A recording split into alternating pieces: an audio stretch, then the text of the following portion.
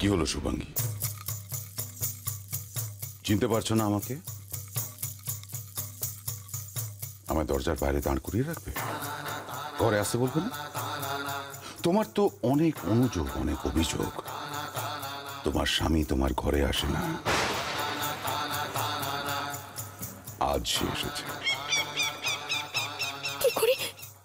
এখান থেকে তো পালানোর কোনো উপায় নেই, আর লুকোনোরও কোনো জায়গা নেই। আচ্ছা চুপ, ভেতরে এলেই তো আমাকে দেখতে পাবে। কি হলো শুভাঙ্গী, তোমায় দেখে মনে হচ্ছে তুমি ভয় পেয়েছো আমাকে দেখে।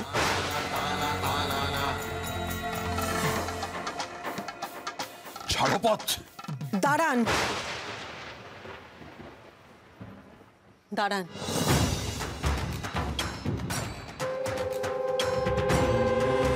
আগে আপনাকে দু চোখ ভরে দেখেনি।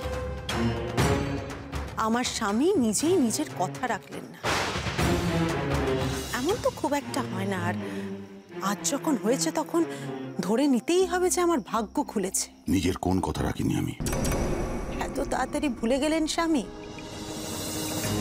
সেদিনকে শেষবারের মতো আমার হাতে টিকা নিয়ে বলে গিয়েছিলেন যে আমার কাছে আর কখনো আসবেন না। আমাকে পচে মরতে বলে আশীর্বাদ দিয়ে গিয়েছিলেন, আর আমার কাছ থেকে চলে গিয়েছিলেন চিরজীবনের মতো। বেশ করেছি, আমার ঘর, আমি যখন খুশি আসবো, যা খুশি করবো। ছাড়ো মা। অবশ্যই অবশ্যই আসবেন স্বামী, আপনার ঘরে তো আপনিই আসবেন, তবে তার আগে একবার আপনার পা ধুয়ে দেব না? ঠিক যেমন প্রথম রাত্রিরে দিয়েছিলাম। অলকা,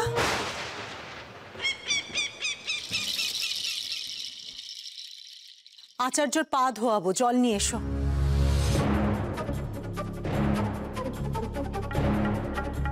কি নতুন মা আমাকে বাইরের ঘরে রাখছে আচার্যর সামনে? কি হলো অলকা, জল নিয়ে এসো। অলকা? কে অলকা? আমার দাসী। কি করব বলুন?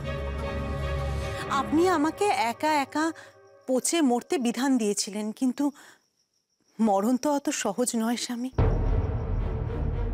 সেই জন্য আমার একাকিত্ব কাটানোর জন্য আমি একজন দাসী রেখেছি, আর সেটা আপনাকে বলা হয়নি।